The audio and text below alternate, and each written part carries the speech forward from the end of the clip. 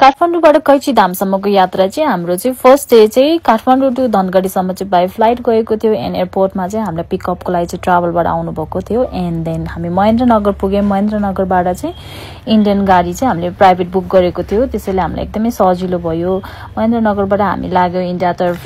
जुनमा मेला लाग्ने भएको भएर चाहिँ हामी 17 किलोमिटर यतै बसेको थियो कैची धामको एरियामा होटल नपाउँदा। फर्स्ट स्टे चाहिँ हाम्रो यो ब्युटिफुल नैनीतालमा थियो।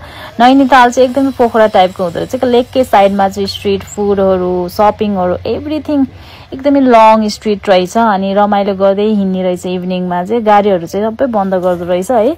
अनि एकदमै लेकको साइडमा घुम्दै फिर्दै खाँदै सपिङ गर्दै हिँड्दै एकदमै रमाइलो हुँदो रहेछ क्या, एकदमै कुल भाइब आउँदो रहेछ। अनि मैले टेस्ला कस्मेटिक्सको बोर्ड पनि बनाएँ, त्यही बनाइराख्नु भएको थियो। And next day early morning चाहिँ हामी नुहाइधुवाइ गरेर लाग्यो कैची धामतर्फ।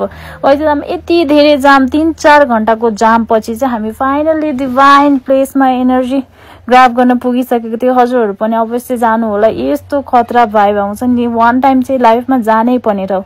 जुनको महिना भएको भएर चाहिँ एकदमै भिडभाड छ, एकदमै जाम हुन्छ। सो टाइमहरू चाहिँ हेरेर मात्रै जानु। हाम्रो यात्रा छोटो अनि मिठो 2 दिनमै सकाएको थियो। फर्स्ट नाइट चाहिँ हामी नैनीतालमा आएर स्टे गर्यौँ भने चाहिँ सेकेन्ड डे अर्ली मर्निङ चाहिँ हामी कैची धाममा दर्शन गर्यौँ। हाम्रो अलमोस्ट 10 बजेतिर त दर्शन गरेर सकि नै सकेको थिएँ एन्ड ब्याक टु काठमाडौँको लागि अन द वे थियौँ। हिँड्न सक्नुहुन्छ, यति धेरै जाम छ।